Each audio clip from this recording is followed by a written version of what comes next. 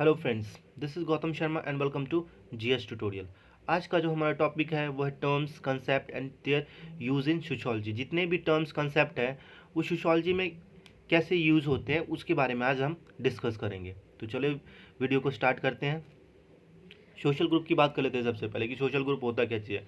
बोलता है social group refers to a collection of continuously interacting person. ये क्या करता है भाई, रेफर करता है कि कोई भी कंटिन्यूसली इंटरेक्टिंग कर रहा है किसी पर्सन के साथ जो जो उसके साथ क्या हो रहा है, उसके शेयर कॉमन इंटरेस्ट होते हैं। जितने भी कॉमन इंटरेस्ट है वो क्या होता है, शेयर होता है। तो हमारे कॉमन इंटरेस्ट क्या क्या है, कल्चर है, वैल्यूज़ है और नॉर्म्स है। तो ये हमें सोसाइटी में क्या करते हैं, हम शेयर करते हैं, एक दूसरे को फॉलो करते हैं। जैसे हम अपने इंडियन सोसाइटी की बात करें तो वेस्टर्न कल्चर को हम बहुत ज़्यादा अडॉप्ट करते हैं, उनके बेसिस पे हम सब कुछ करते हैं। आगे बात कर लेते हैं कि इसकी करेक्टरिस्टिक क्या है सोशल ग्रुप की, एक सामाजिक समूह की विशेषताएं क्या है। Persistence interaction to provide continuity. ये क्या करता है, मतलब जो इंटरेक्शन होता है उसको लगातार होने के लिए रहता है। चाहे हम जैसे कल्चर की बात कर लेते हैं तो कल्चर हमें धीरे धीरे क्या करता है भाई कि हम उस जैसा कल्चर दूसरे का जो जो भी कल्चर हमें अच्छा लगता है हम उसको क्या करते हैं, इंटरेक्शन होते हैं उसके साथ, उसी की तरह हम बिहेव करना स्टार्ट कर देते हैं। A stable pattern of these interaction.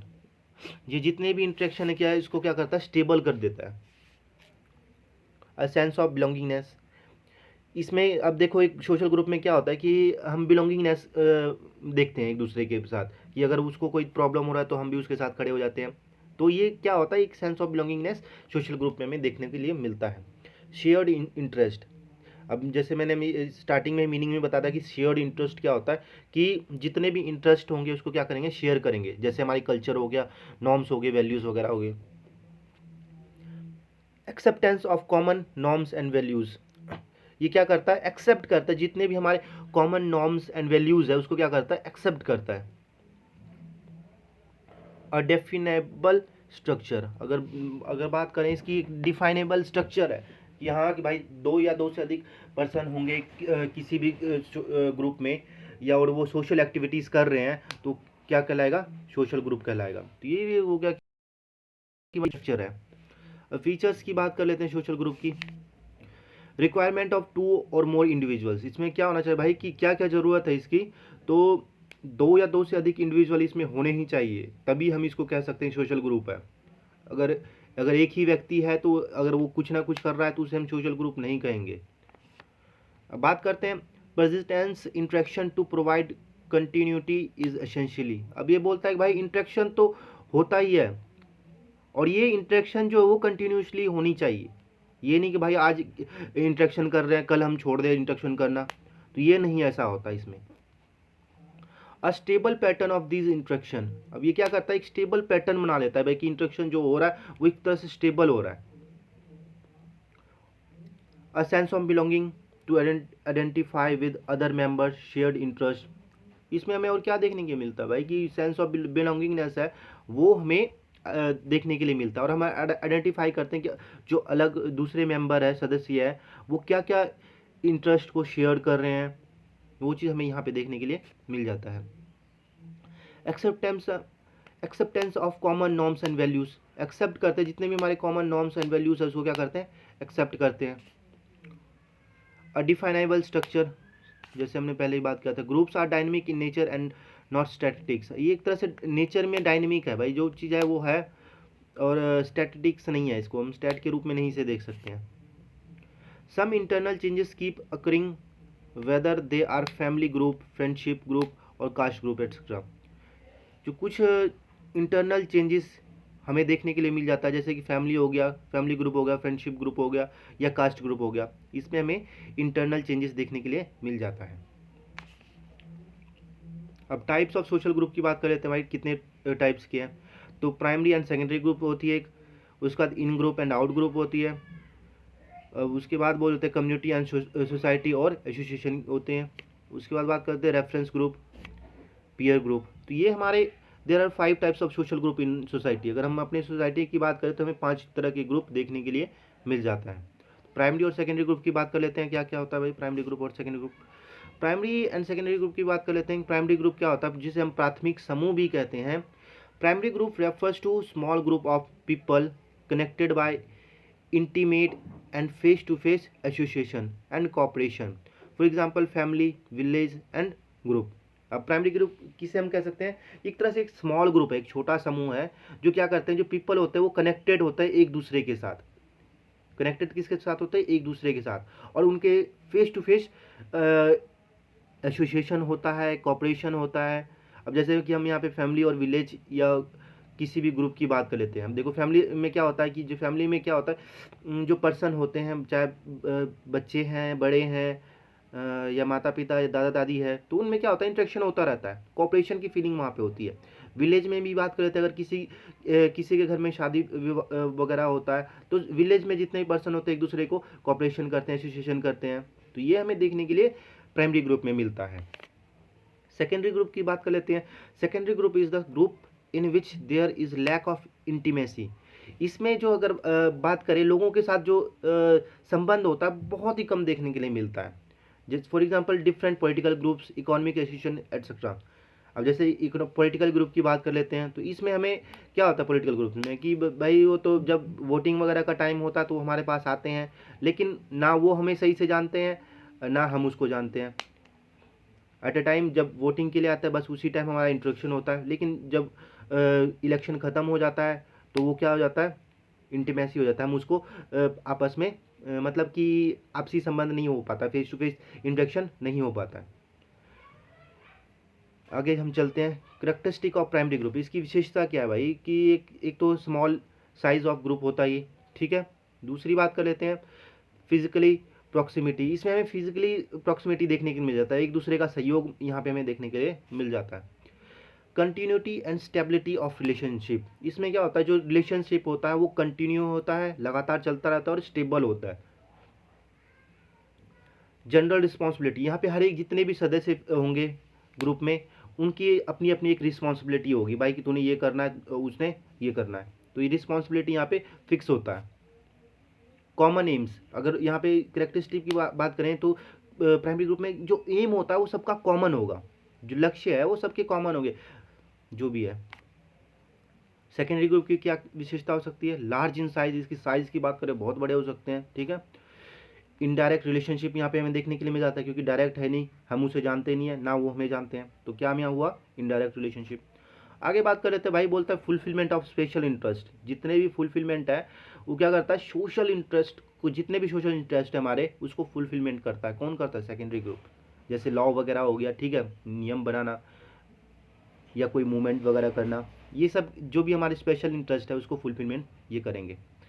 Limited responsibility, इसकी जो रिस्पॉन्सिबिलिटी होता है कुछ समय के लिए होता है भाई। अब जैसे मान लो सरकार बन गई, इलेक्शन हुए, ठीक है, सरकार बन गई तो 5 साल के लिए रूल कर रही है, ठीक है, फिर उसके बाद दूसरा आ जाएगा, तो इसकी रिस्पॉन्सिबिलिटी जो होती है लोगों की वो लिमिटेड होती है कुछ समय के लिए। इम्पर्सनल रिलेशनशिप, इम्पर्सनल रिलेशनशिप देखने के लिए यहाँ पे हमें मिल जाता है, मतलब पर्सनल नहीं होता है, हम उसे जानते नहीं है और ना वो हमें सही से जानते हैं। अब डिफरेंस बिटवीन इन ग्रुप और आउट ग्रुप की बात करते हैं कि भाई इन ग्रुप और आउट ग्रुप में क्या क्या इसकी भिन्नताएं हैं। इन ग्रुप की बात कर लेते हैं, यहाँ पे हमें क्या देखने के लिए मिलता है भाई, वी फीलिंग एग्जिस्ट होती है। यहाँ पे हमें क्या मिलता है, वी फीलिंग हमें देखने को मिलता है। वी फीलिंग क्या हो कि मतलब हम की भावना, अगर मुझे प्रॉब्लम हो रही है तो दूसरा मेरे लिए हेल्प करेगा, ठीक है, तो यहाँ पे वी फीलिंग नहीं मिलेगा। जब हम आउट ग्रुप की बात करेंगे यहाँ पे हमें वी फीलिंग देखने के लिए नहीं मिलता है, लैक ऑफ होती है, मतलब कि बहुत ही कम देखने के लिए मिलता है। फेस टू फेस रिलेशनशिप कहाँ पे हमें देखने के लिए मिलेगा, इन ग्रुप में देखने के लिए मिलेगा, ठीक है। आमने सामने का रिलेशनशिप, अगर कोई जैसे अब फैमिली की बात कर लेते हैं, वो भी एक तरह से फेस टू फेस रिलेशनशिप हमें देखने को मिल जाता है, चाहे हमारा फ्रेंड्स सर्कल है। लेकिन आउट ग्रुप में क्या होता है भाई कि no face to face relationship, हमें यहाँ पे फेस टू फेस रिलेशनशिप देखने के लिए मिलेगा ही नहीं कभी। और इन ग्रुप में क्या होता है, feeling of sacrifice and cooperation among members. इसमें क्या होता है कि हमें सेक्रीफाइस की फीलिंग हमें देखने के लिए मिल जाता है भाई। लोग कई बार क्या होता है, जैसे मैंने एग्जांपल कई बार दिए हैं कि सेक्रीफाइस कैसे करते हैं। जैसे कि किसी की फैमिली में अगर कोई सिस्टर वगैरह होती है, अगर वो घर छोड़ के चली जाती है तो उसकी जगह पे छोटी जो सिस्टर होती है उसकी, वो सेक्रीफाइस कर लेते हैं अपने फैमिली मेम्बर्स के लिए। तो ये हमें इन ग्रुप में ही देखने के लिए मिलेगा। और आउट ग्रुप की बात कर लेते हैं, lack of feeling of sacrifice, sacrifice की फीलिंग की यहाँ पे बहुत ही कमी होती है। और कॉपरेशन की बात करें वो भी बहुत कम देखने के लिए मिलता है। डोमेस्टिक एंड परफेक्ट रिलेशनशिप होता है। अगर इन ग्रुप में बात करें भैया कि इसमें क्या होता है कि डोमेस्टिक होता है, घरेलू और परफेक्ट रिलेशनशिप होता है। अगर यहाँ पे क्या होता है, लोग एक दूसरे के साथ जुड़े होते हैं। लेकिन आउट ग्रुप में क्या होता है, वर्किंग रिलेशनशिप होता है एंड इम्परफेक्ट रिलेशनशिप होता है। इसमें बस क्या होता है कि हम जैसे कि हम कोई ऑफिस में काम करने जा रहे हैं तो वहाँ पे बस वर्क वहीं तक हमारा रिलेशनशिप सीमित होता है, उसके बाद हम उसको अनदेखा कर देते हैं। इम्परफेक्ट रिलेशनशिप इसे हम कह सकते हैं। तो इन ग्रुप और आउट ग्रुप का आपको डिफरेंस पता चल गया, प्राइमरी क्या होता है, सेकेंडरी पता चल गया, तो हम आगे ही बढ़ते हैं। अब difference between community and society. Community की बात कर लेते हैं, समुदाय, और सोसाइटी मतलब समाज। तो इनमें क्या क्या डिफरेंस हमें देखने के लिए मिल जाता है। कम्युनिटी बोलता है भाई it refers to human relationship that are highly personal, intimate, enduring. Community क्या होता है, ये एक तरह से रेफर करता है कि रिलेशनशिप जो है वो हाईली पर्सनल होता है, इंटीमेट होता है और एंड्यूरिंग होता है, मतलब लंबे टाइम तक ये चलता रहता है। पर्सनल तो है, ठीक है, इंटीमेट भी है। इंटीमेट मतलब यहीं पे ये हुआ कि एक दूसरे के साथ मिले रहते हैं, मिलजुल के रहते हैं। इंटरेक्शन की बात करें, फेस टू फेस इंटरेक्शन होता है। लेकिन सोसाइटी की बात करें, it refers to human relationship that are impersonal, superficial and transitory. अभी इसमें रिलेशनशिप की बात करें भाई, इम्पर्सनल होता है, मतलब कि हम उसके साथ तभी तक नाता रखते हैं जब तक ज़रूरत होता है। जैसे कि हम अगर अपने आजकल के टाइम में नेबर की बात करें, हम नेबर को भी पहचान नहीं पाते, उसके घर में क्या हो रहा है ये हमें पता नहीं चलता। तो ये सोसाइटी में हमें देखने मिलता है। लेकिन कम्युनिटी में क्या होता है, पर्सनल होता है, इंटीमेट होता है और एंड्यूरिंग होता है, लंबे टाइम तक ये चलता रहता है। अब कम्युनिटी की बात कर लेते हैं, नेक्स्ट पॉइंट में चलते हैं हम। It is a group of people living together in a particular locality. ये क्या है, एक तरह से ग्रुप ऑफ पीपल है जो कि एक पर्टिकुलर लोकेलिटी में रहते हैं, ठीक है।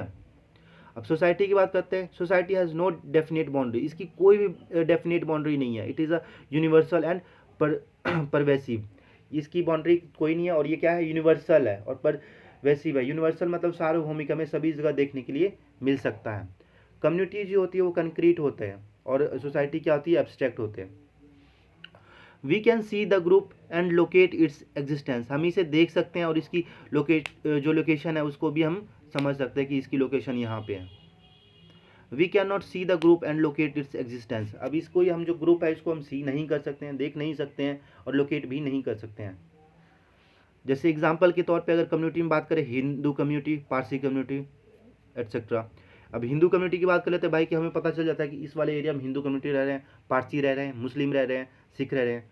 लेकिन हमें ये नहीं पता चलता कि आर्य समाज सोसाइटी कौन सा है, हरिजन सोसाइटी क्या है।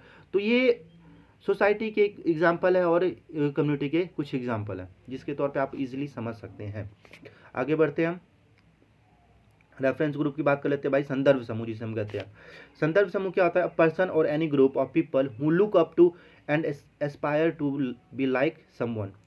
एक तरह से कोई ग्रुप है कि ए पर्सन, और एक पर्सन हो सकता है या कोई एनी ग्रुप है, ग्रुप ऑफ पीपल है जो क्या करते हैं, who look up to and aspire to be like someone, वो किसी और की तरफ बनना चाहते हैं या दिखना चाहते हैं, वो क्या कहलाता है, रेफरेंस ग्रुप कहलाता है।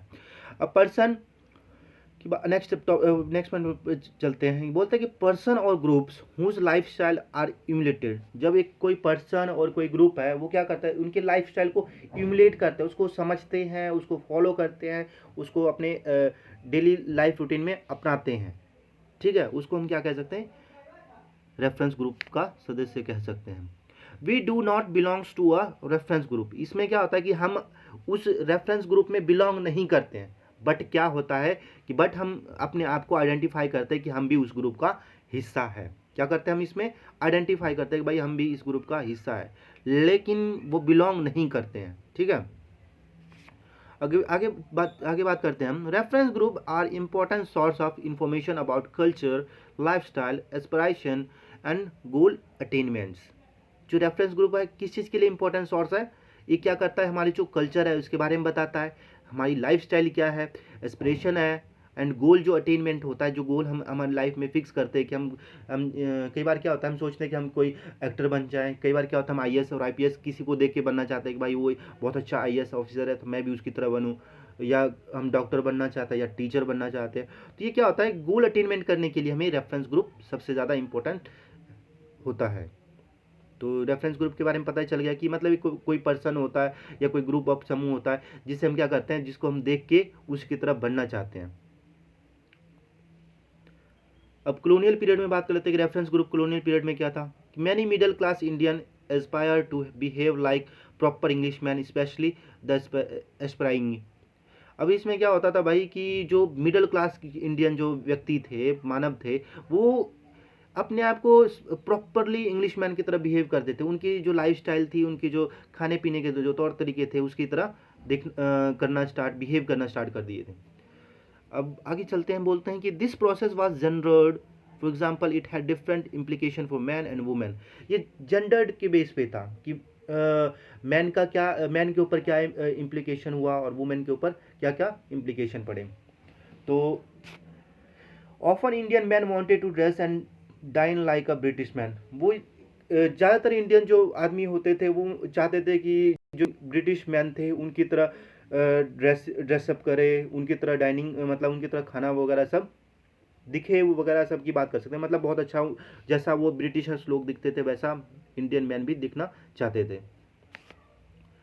और लेकिन एक चीज़ इसमें और चीज़ है, जो मैन की तो हमने बात कर ली। वुमेन क्या होता था कि इसमें वुमेन का रोल ये था कि उनके ऊपर ये इम्पैक्ट पड़ा था कि जो रेफरेंस ग्रुप थे वो उसको यहाँ पे वुमेन जो सोसाइटी थी, वुमेन की जो थिंकिंग थी वो इसको सही नहीं मानते थे, क्योंकि इनके ब्रिटिशर्स की अगर ड्रेसिंग स्टाइल की बात करें, खाने के तौर तरीके की बात करें तो काफ़ी डिफरेंट थी।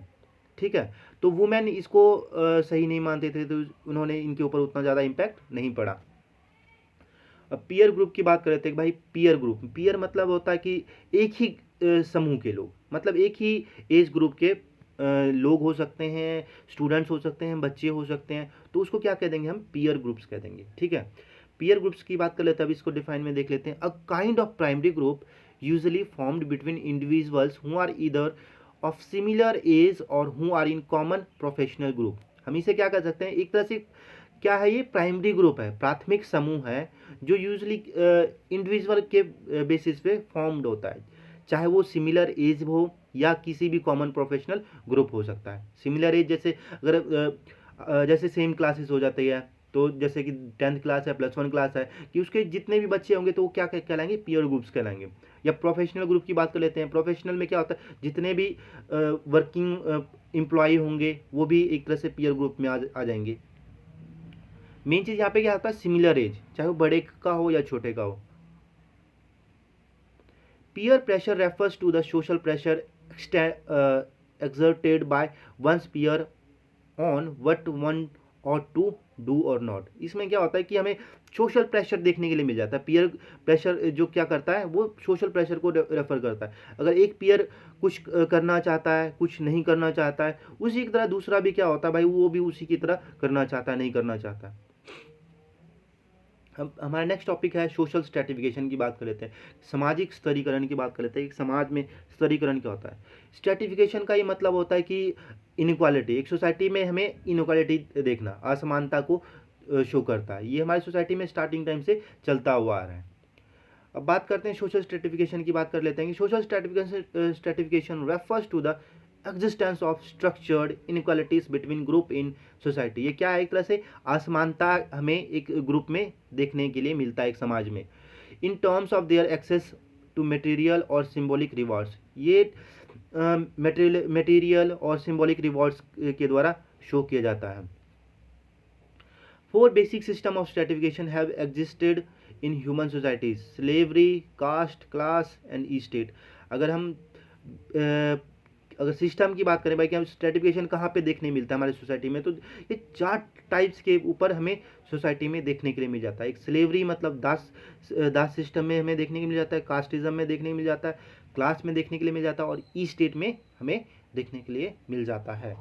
ये हम अब बात करेंगे, ये जो हमारी 4 है, 4 basic system of stratification have existed in human societies, वो स्लेवरी है, कास्ट है और स्टेट है, लास्ट हमारा क्लास है। तो इस सब इसके बारे में हम डिस्कस करते हैं भाई, स्लेवरी में क्या होता है, कास्ट में कैसे होते हैं, ई स्टेट में कैसे होते हैं और क्लास में कैसे होते हैं।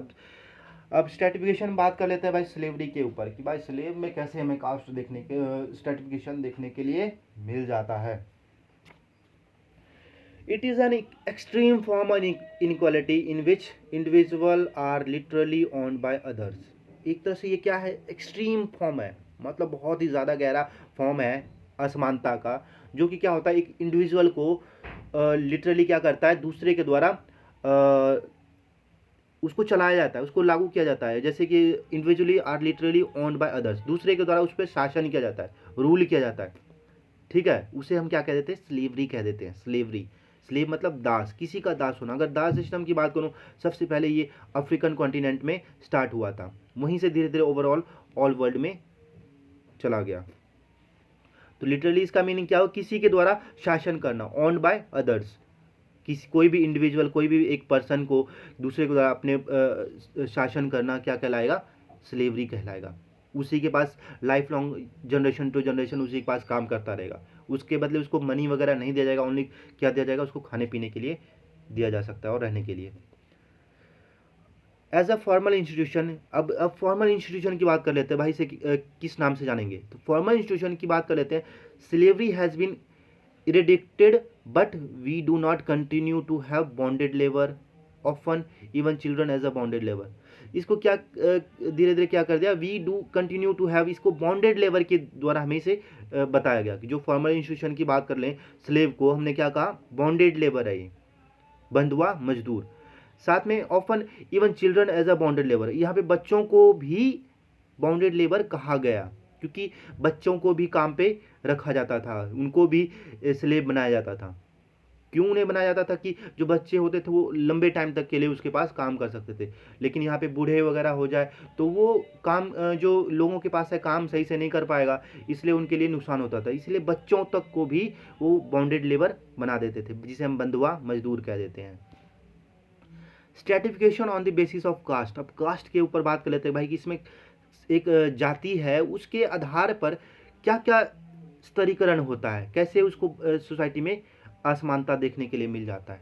तो बात कर लेते हैं, in a caste stratification system an individual position totally depends on the status attributes ascribed by birth rather than achieved. ये किसके ऊपर डिपेंड करता है, एक सोसाइटी में जो उसका अस्क्राइब्ड किया हुआ है, अस्क्राइब्ड जो स्टेटस है उसके ऊपर है, स्टेटस एट्रीब्यूट्स के ऊपर है, कि उसने अस्क्राइब्ड बाय बर्थ किया है या अचीव्ड किया है, ठीक है। बर्थ में क्या होता है कि जिस भी वो कास्ट में जन्म लेता था, जन्म लेता है या था, तो उसमें क्या होता था, उसको वही कास्ट का मिल जाता था। या बात कर लेते हैं अचीव्ड, जो भी उसने अचीव्ड किया है उसके बेसिस पे भी हम बात कर सकते हैं। Each position in the caste structure is defined in terms of its purity और pollution relative to others। अब जितने भी पोजीशन होता है इसमें कास्ट स्ट्रक्चर में, वो डिफाइन अगर बात करें वो प्योरिटी बेसिस होते हैं, दूसरे से प्योर माना जाता है इसको। जैसे ब्राह्मण की बात कर लेते हैं, the Brahmin priestly caste are superior to all other the panchamas. अब जितने भी ये ब्राह्मण कास्ट की बात कर लेते हैं, ये सभी कास्ट से सुपीरियर माना जाता है, ठीक है। यहाँ पंचमास मतलब ये हो गया कि मतलब कोई भी एक जो निम्न जाति है, छोटा जाति है सबसे, उससे भी सुपीरियर माना जाता है। किससे माना जाता है सोसाइटी में, एक ब्राह्मण को। आगे बढ़ते हैं हम। The traditional system is generally conceptualised in terms of 4 fold varnas of Brahmin. इसने 4 वर्ण के बारे में बताया, एक ब्राह्मण, क्षत्रिय, वैश्य और शूद्रास। ये जो हमारे सोसाइटी में एक ब्राह्मण को सबसे टॉप पे माना गया, देन उसके बाद क्षत्रिय को माना गया, देन उसके बाद वैश्य को, और जो शूद्रास थे वो इन तीनों को सर्विस देते थे, ठीक है। There are innumerable occupation based caste group called jatis. इसको ऑक्यूपेशन बेस पे भी लिया गया, इसीलिए इसको कास्ट या जाति हम कह देते हैं, कि जो व्यक्ति जो सा काम कर रहा है, ऑक्यूपेशन जिसका जो भी उसका ऑक्यूपेशन है, उसके बेसिस पे हमने उसे क्या कह दिया, ये उस जाति का है। अगर मान लो दर्जी है, टेलर है, तो उसको हम दर्जी बोलते थे, चाहे वो धोबी है तो धोबी वगैरह, इसको मतलब जो सेवरल इसके सब कास्ट है उसको हम इसके बेसिस पे हमने बता दिया, जैसा उसका काम है उसके आधार पर। The caste system in India has undergone considerable changes. अब जो धीरे धीरे जो कास्ट सिस्टम हमारे इंडिया की सोसाइटी की बात करो, धीरे धीरे क्या हो रहा है, चेंजेस आ रहा है उसमें। वो जो जिसे हम पहले क्या होते थे, ब्राह्मण सबसे सुपीरियर माना जाता था, अब ऐसा कुछ नहीं है कि ब्राह्मण भी साइंटिस्ट बन सकता है, ठीक है, ब्राह्मण जो चाहे वो अलग काम कर सकता है, क्षत्रिय जो है वो अपना रूल शासन करके वो किसी दूसरे फील्ड में जा सकता है, वो चाहे वो पढ़ा सकता है। तो ये क्या हो गया, सोसाइटी में धीरे धीरे चेंजेस आने लगे, जो कास्ट सिस्टम हमारे चलता आ रहा था उसमें परिवर्तन आ गया। अब certification on the basis of E state system की बात करते हैं कि भाई भू संपत्ति के आधार पर क्या हमें देखने के लिए मिलता है कि समाज में स्तरीकरण क्या देखने के लिए मिलता है। अब बात कर लेते हैं estate characterise of feudal Europe. अगर ये बात करें फ्यूडल यूरोप में सबसे ज़्यादा पहले इसको करेक्टराइज किया गया था, भाई वहीं पे ये ई स्टेट सिस्टम चलता था। The E state comprise 3 strata, for example clergy, nobility and common man. Clergy means ये होता है जो सबसे टॉप पे है, जो सबसे ज़्यादा सोसाइटी में रुतबे पे है, पैसा है, धन है, ठीक है। नोबेलिटी में क्या होता था, इस नोबेलिटी की बात कर लें, इसमें प्रीस्ट वगैरह आ जाते थे, जो पादरी वगैरह थे वो इसमें आ जाते थे, और कॉमन मैन में जो जितने भी आम लोग हैं वो सब आ जाते थे। तो ये हमारा स्टेट सिस्टम था, ठीक है। अब बात कर लेते हैं क्लास के बेसिस पे हमारे सोसाइटी में क्या स्ट्रेटिफिकेशन देखने के लिए मिलता है।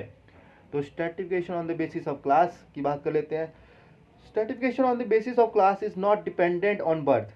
ये भाई क्या बोल रहा है भाई साहब कि भाई क्लास जब की बात करेंगे तो ये किस पे डिपेंडेंट नहीं होता है, बर्थ पे नहीं होता है। कि जो व्यक्ति अगर किसी भी ब्राह्मण कास्ट में जन्म लेता है तो ब्राह्मण की ज़रूरत नहीं कि उसका क्लास ब्राह्मण ही रहेगा, वो अपनी पोजीशन को बढ़ा सकता है, घटा सकता है, वो अब उसके ऊपर डिपेंडेंट करता है। But it depends on profession, ability, skill, education, science etcetera.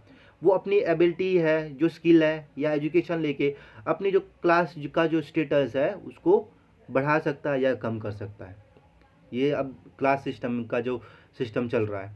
अब बात करते हैं class is an open institution. जो क्लास है एक तरह से खुली व्यवस्था है, संस्था है।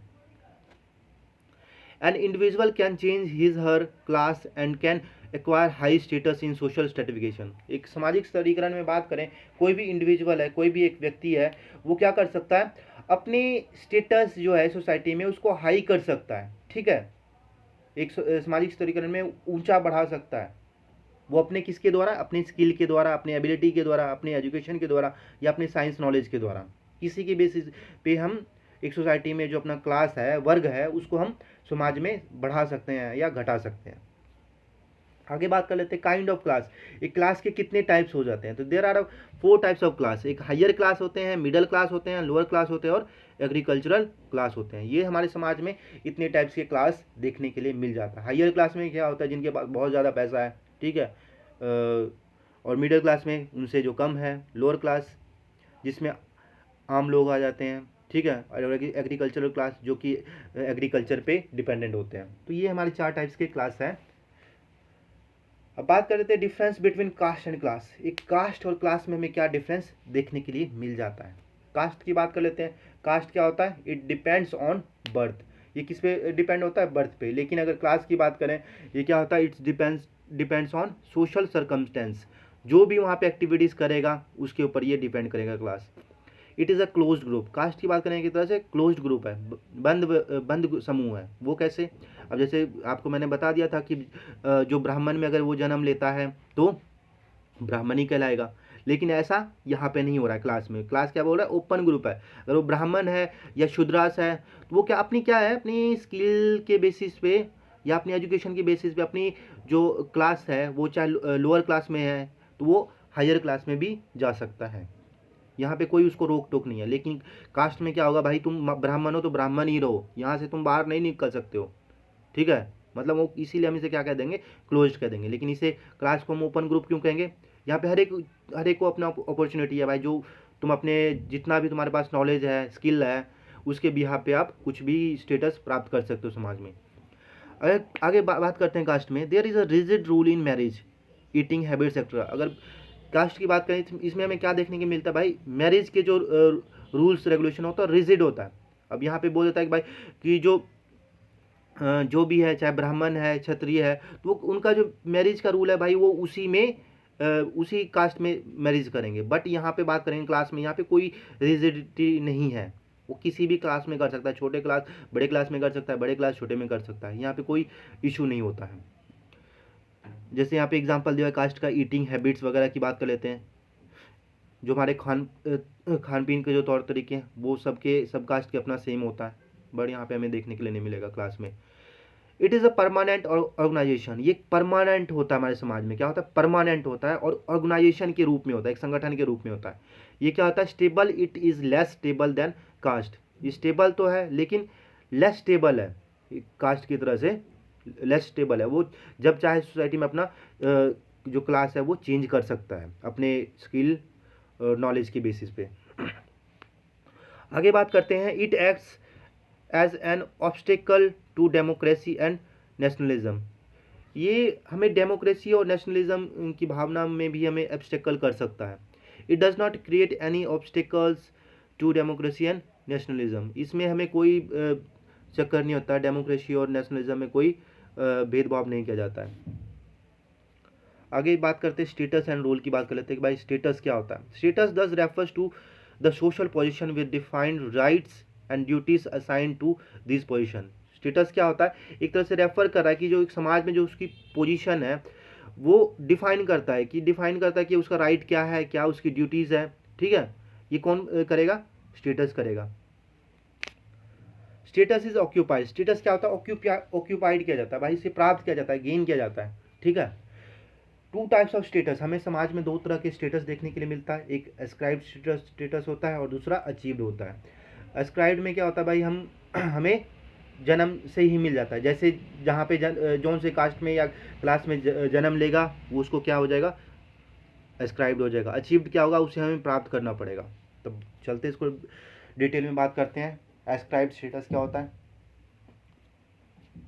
This depends on birth and it's is granted without any struggle, ये किसके ऊपर डिपेंड करता है भाई, ये डिपेंड करता है बर्थ के ऊपर, कि जैसा जिस भी सोसाइटी में उसने बर्थ लिया है उसी के बेसिस पे इसको करना पड़ेगा, और इसमें कोई स्ट्रगल वगैरह नहीं करना पड़ता है, ठीक है। एस्क्राइब स्टेटस प्राप्त करने के लिए उसे कोई स्ट्रगल नहीं करना पड़ेगा, उसे ऑन द स्पॉट मिल जाएगा। Following are the basic ascribe status, अभी इसके कुछ एग्जांपल बात कर लेते हैं भाई, कौन कौन से हैं। कास्ट की बात कर लेते हैं, कास्ट के लिए हमें कभी भी कोई स्ट्रगल नहीं करना पड़ेगा, जहाँ पे हम जन्म लेंगे वही हमें कास्ट मिल जाएगा। आगे बात करते हैं किनशिप, नातेदारी की बात करते हैं, इसके लिए भी हमें कुछ नहीं करना पड़ेगा, जो हमारा भाई बहन चाचा चाची जो भी है वो हमें ऑटोमेटिकली ही मिल जाता है। बर्थ, बर्थ की बात करते हैं, बर्थ जिस भी बर्थ में इसमें जेंडर की बेसिस पे बात करते हैं कि वो लड़का है या लड़की है, ठीक है। आगे हम चलते हैं, रेस की बात कर लेते हैं भाई, उसकी नस्ल क्या है वगैरह वगैरह। एज की बात कर लेते हैं, एज क्या है, 11 है, 12 है, 15 है, 50 है, 60 है, वो उसको ऑटोमेटिकली ही मिल जाता है।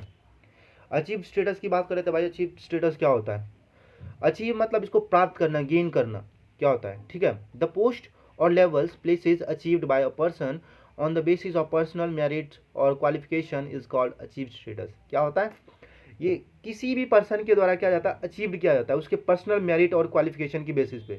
किसके बेसिस पे, उसकी पर्सनल मेरिट्स और क्वालिफिकेशन की बेसिस पे जो भी चीज़ अचीव्ड करेगा उसे क्या कहलाएगा, अचीव्ड स्टेटस कहलाएगा। जैसे एग्जांपल के तौर पे एजुकेशन, अब जैसे 12वीं कर लिया, उसको 12वीं कंप्लीट हो गया, दैट इज अचीव्ड स्टेटस, उसने अचीव कर लिया, भाई मैंने 12th कंप्लीट कर लिया, ग्रेजुएशन कंप्लीट कर लिया, मास्टर्स कर लिया, ठीक है, तो क्या हो गया, अचीव्ड हो गया वो।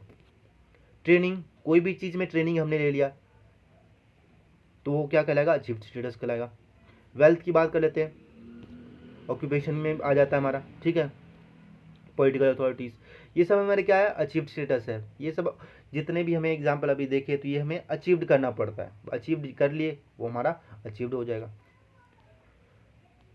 आगे चलते हैं भाई, जैसे सोशल स्टेटस की बात कर लेते हैं, यहाँ पे एग्जाम्पल के तौर पे आपको बढ़िया से समझ में आ जाएगा कि स्क्राइब्ड क्या होता है, अचीव्ड क्या होता है।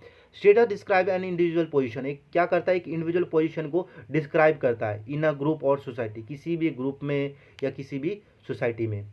Since individual belongs to more than one group, जो इसलिए हम क्या कर सकते हैं कि एक जो इंडिविजुअल है एक से अधिक ग्रुप में बिलोंग कर सकता है। Given to an they have many different status, अगर उसकी बात करें कि एक इंडिविजुअल को बहुत एक से अधिक स्टेटस होते हैं। Status can be ascribed given an individual regardless of his her abilities और achieved gained through the individual talent effort और अकम्पलिशमेंट। जो वही बात कर रहे हैं कि एस्क्राइब स्टेटस क्या है और अचीव स्टेटस क्या है।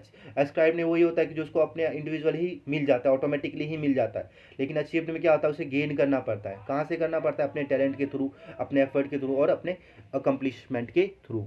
जैसे अब यहाँ पे एक आपको इमेज दिख रही है, एक लड़की है, उसका एस्क्राइब स्टेटस क्या है और अचीव्ड क्या है। एस्क्राइब की बात कर लेते हैं सबसे पहले। एस्क्राइब ने क्या है, अब डॉटर है, डॉटर क्या हो मतलब किसी की बेटी है, उसे क्या ऑटोमेटिकली मिल गया कि ये डॉटर है। किसी के लिए सिस्टर है, लड़की है, फीमेल, उसका एज 17 ईयर्स ओल्ड है, अफ्रीकन, अमेरिकन, इंडियन, तो ये उसको क्या हो गया, एस्क्राइब हो गया, मतलब ऑटोमेटिकली उसको समाज में मिल गया भाई। इसके लिए उसको कोई भी स्ट्रगल नहीं करना पड़ेगा। जब उसने स्ट्रगल करना स्टार्ट कर दिया तो क्या कहलाएगा, अचीव्ड कहलाएगा। अब जैसे फ्रेंड हो गया, फ्रेंड हम पहले बनाते हैं, ठीक है। वर्कर हो गया, कहीं पे हम काम कर रहे हैं। स्टूडेंट हो गया, हमें मिल रहा है भाई कि हम स्टूडेंट बन गए, स्टूडेंट। टीम मेंबर हो गया, क्लासमेट वगैरह हो गया, तो ये क्या हो गया, अचीव्ड हो गया। और डॉक्टर वगैरह की बात कर लेते हैं भाई, डॉक्टर है, ठीक है, साइंटिस्ट है, टीचर है, तो वो क्या हो गया, अचीव्ड हो गया। अब रोल की बात कर लेते हैं भाई, रोल क्या है, भूमिका क्या होती है एक। This is a performed according to status. ये किसके बेसिस पे होता है, स्टेटस के बेसिस पे होता है भाई। जैसा उसका स्टेटस है, अगर टीचर है तो वो पढ़ाएगा, डॉक्टर है तो उसको इलाज करेगा। ये किसके बेसिस पे होता है, on the according to status की बेसिस पे होता है, उसके बेसिस पे वो परफॉर्म करता है। A role is the dynamic और the behavioural aspect of status. एक तरह से डायनेमिक है और क्या होता है, बिहेवियर की बेसिस पे होता रहता है। अगर जैसे कि अगर बात कर लेते हैं, डॉक्टर बन गया कोई, ठीक है, तब वो उसका क्या होगा, उसका बिहेवियर कैसा होगा, डॉक्टर की तरह होगा भाई। उसको नर्व्स चेक करके देखेगा कि इसका भाई पल्स रेट क्या है, ठीक है। तो बिहेवियर भी वैसा हो जाता है। टीचर है तो टीचर का बिहेवियर बन जाएगा, पॉलिटिशियन बन गया तो पॉलिटिशियन का बिहेवियर हो जाएगा। रोल आर प्लेड, जो रोल हमेशा क्या होता है, उसको प्ले किया जाता है, ठीक है, उसको एक्शन के रूप में हमें ले लेते हैं। अब नेक्स्ट हमारा टॉपिक नियंत्रण। एक समाज में आपको क्या लगता है कि जो हमारा समाज है, क्या हमारा कंट्रोल होना चाहिए? ऑब्वियसली होना चाहिए भाई। अगर समाज कंट्रोल नहीं होगा तो सोसाइटी में अनबैलेंस हो जाएगा, लड़ाई झगड़े होंगे, दंगे फसाद होंगे, ठीक है। It refers to a various means used by a society to bring its unruly members back into line. इसमें ये सीधा सा बात ये कर रहा है भाई, जो समाज में रूल को फॉलो नहीं करता है ना, उसको एक लाइन में लाता है, ठीक है, एक रूल एंड रेगुलेशन में लाता है कि भाई तुम रूल को फॉलो नहीं कर रहे हो, आ जाओ फिर यहाँ पे लाइन में लग जाओ। लाइन में लगने का मतलब ये नहीं कि भाई एक लाइन बना लिया, लाइन का मतलब होता है भाई तुमको एक एरिया में आ जाओ, दायरे में आ जाओ। ये रूल से बाहर तुम नहीं जा सकते, अगर रूल से बाहर जाओगे तुम्हें सोसाइटी पनिशमेंट देगा। Social control is considered essentially because its main objective is to maintain balance in social system. इसका जो मेन ऑब्जेक्टिव की बात करें, ये क्या करता है सोशल कंट्रोल, कि एक जो सोशल सिस्टम है उसमें बैलेंस को मेंटेन करता है। जो सोशल सिस्टम चल रहा है उसको मेंटेनेंस करके रखता है, बैलेंस बना के रखता है भाई, ना क्राइम हो, ठीक है, क्राइम को कंट्रोल करने के लिए, ठीक है, जो रूल रेगुलेशन नहीं मान रहे उनको सही ढंग से करने के लिए क्या करता है, सोशल कंट्रोल मेंटेन करता है भाई। And to develop cooperative attitude in the individual. और ये क्या डेवलप करता है, जो आपस में सहयोग की भावना आ जाए, ठीक है, लोग एक दूसरे को मदद करें। अगर कोई किसी को प्रॉब्लम आ रहा है तो वो भी आए, तो वो कौन करेगा, सोशल कंट्रोल करेगा।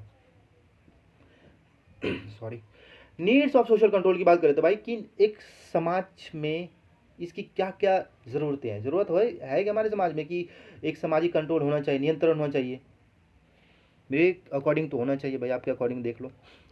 टू इस्टेब्लिश सोशल ऑर्डर, ये क्या करता है भाई, एक सोशल ऑर्डर को इस्टेब्लिश करता है। जैसे अब गवर्नमेंट बन गया वो क्या करेगा, रूल रेगुलेशन करेगा भाई, ठीक है, नया रूल बनाएगा कैसे सही से चलाना चाहिए, वो कौन करेगा, सोशल ऑर्डर करेगा भाई, कंट्रोल करेगा।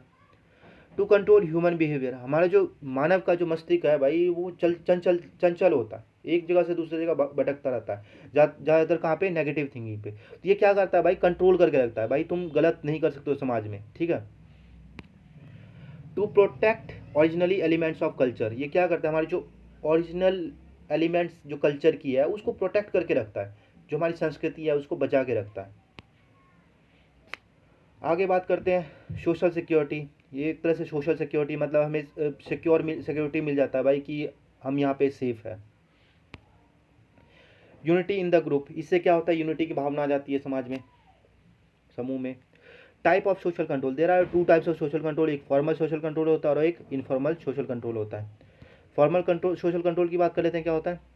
It includes control by state, law, police, bureaucracy, army, political powers, education etcetera. Formal social control क्या कहलाएगा भाई? ये इंक्लूड किया जाता है कंट्रोल किसके द्वारा? स्टेट के द्वारा। स्टेट मतलब कोई भी राज्य हो गया, या यहाँ पे स्टेट की बात करते हैं, पावर की बात करते हैं, कौन रूलिंग पार्टी है पावर में, लॉ, पुलिस, ब्यूरोक्रेसी, इसके द्वारा हम क्या करते हैं? कंट्रोल किया जाता है। तो ये क्या कहलाएगा? हमें फॉर्मल सोशल कंट्रोल का। The state exercise legal powers to control the individual and group behavior. It should be codified and systematic. एक तरह से क्या होता है? इंडिविजुअल और जो कोई ग्रुप होता है उनके बिहेवियर को कंट्रोल करता है, लीगल पावर के रूप में इसे कंट्रोल करके रखता है, और इसको एक सिस्टमैटिक वे से चलता है सब कुछ। अब इनफॉर्मल सोशल कंट्रोल की बात कर लेते हैं भाई। इनफॉर्मल क्या होता है? It includes control by religion, custom, tradition, mores, convention etcetera. ये किसके द्वारा कंट्रोल किया जाता है? कोई भी हमारा रिलीजन है, कस्टम है, ट्रेडिशन है, मोर्स है, कन्वेंशन है, इसके बेसिस पे क्या किया जाता है? सोशल कंट्रोल किया जाता है, समाज में कंट्रोल की भावना लाया जाता है। ये कुछ टर्म्स है। Sanction, a mode of rewards और punishment that reinforce socially expected form of behaviour. एक तरह से रिवॉर्ड और पनिशमेंट का फॉर्म है जो क्या किया जाता है? रेनफोर्स किया जाता है, और उसको उसके बिहेवियर में बिहेवियर के बेसिस पे दिया जाता है। जैसा बिहेवियर करेगा वैसा उसको रिवॉर्ड या पनिशमेंट मिल सकता है। अगर क्राइम करेगा तो पनिशमेंट मिलेगा, अगर कुछ अच्छा काम कर रहा है तो उसे रिवॉर्ड मिलेगा। That's all. डेवियंस एक टर्म्स है, ये भी इंपॉर्टेंट है, exam of point of view से आपसे पूछ लेता है डेवियंस का मीनिंग क्या होता है। It refers to modes of action which do not conform to the norms and values held by most of the members of a group और सोसाइटी। एक तरह से मोड ऑफ एक्शन है, एक मतलब कोई एक्शन है जो कि क्या नहीं करता, जो क्या नहीं करता, which do not conform to the norms and values held by most of the members of the group और सोसाइटी। मतलब कोई भी ग्रुप और सोसाइटी है उसमें जो नॉर्म्स और जो वैल्यूज़ है उसको कंफर्म नहीं कर देता है भाई कि ऐसा हमारा वैल्यूज़ है, आपको ऐसा ही करना पड़ेगा, जो चीज़ सही है वही करना पड़ेगा। That's all. यहाँ पे हमारा टॉपिक कंप्लीट होता है। होप सो आपको ये मेरा वीडियो बहुत अच्छा लगा हो। अगर अच्छा लगा हो तो please like and share and comment ज़रूर करें। Thank you for watching.